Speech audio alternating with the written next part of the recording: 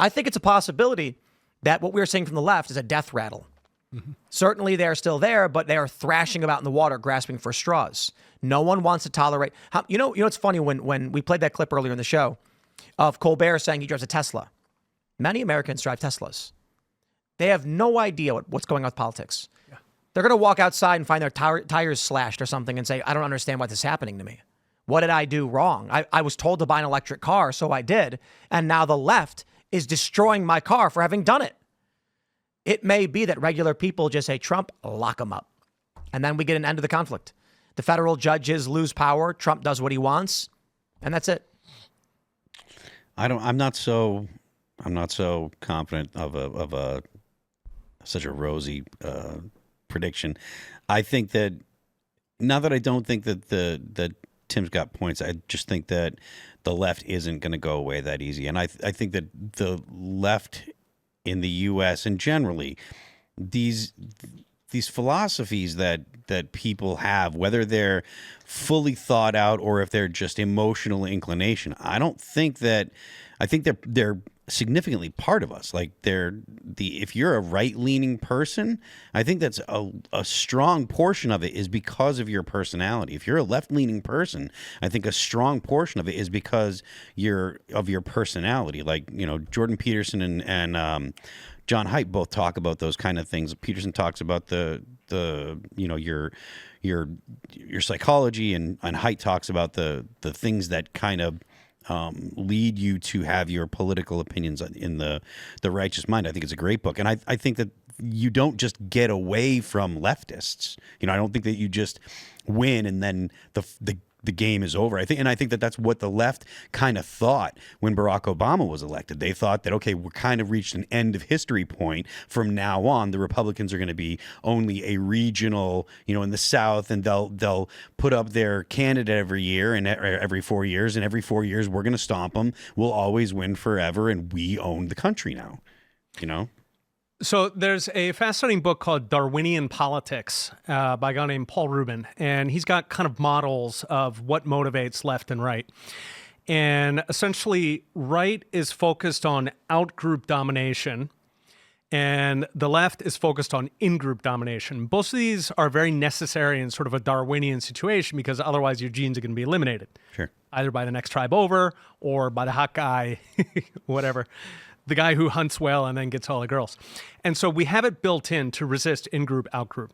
And those manifest in modern terms in the left and the right. And these are enduring, right? You can go back to Plato and you've got an identifiable left and right. You can go back through, you know, ancient China and you've got one group that's advocating for equality and another one that's interested in the fitness of the group and resisting external domination. So those both exist. But I think that when we're talking about the left here as a concerning organization, that's fundamentally a hand in glove of the state.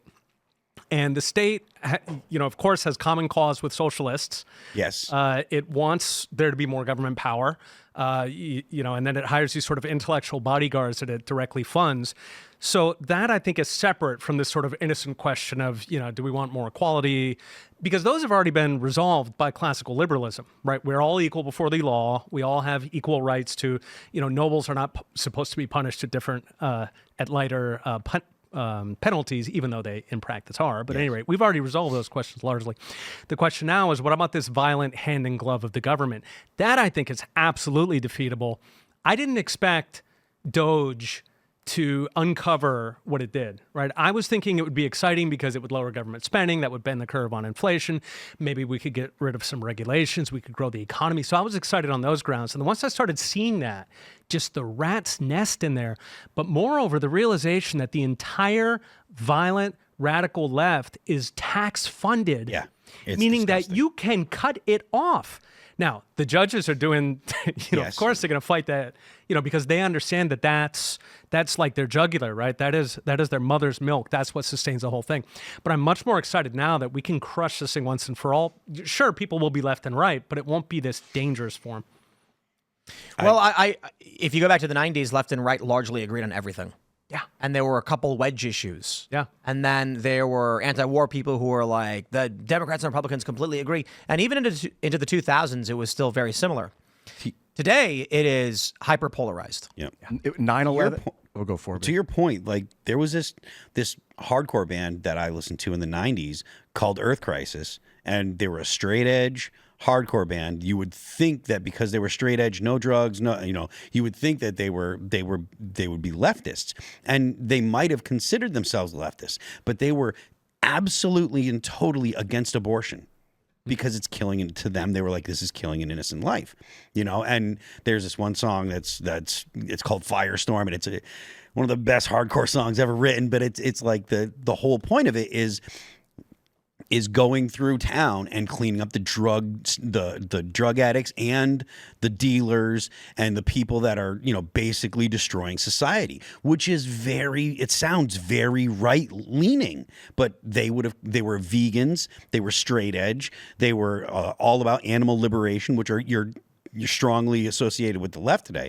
And so to Tim's point, there was a time where it wasn't so clearly left and right were so polarized. There were actually issues that someone on the right and someone on the left could agree on. Nowadays, it's almost as if they're people take their positions based on what the other party decides. Well, right now there is America, which is post-liberals, disaffected liberals, libertarians, conservatives, MAGA, even some neocons, and then there is I guess you'd call it the anti-party.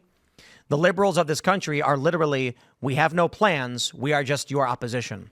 Yep. So you have forces of light, creation, protection, expansion, discussion, enlightenment, and then you have forces of darkness. They literally only seek to destroy, and there is no ideology backing anything they do. Thanks for checking out this clip from Timcast IRL. Make sure to watch the show live Monday through Friday at 8 p.m. Subscribe to this channel, and we will see you all there.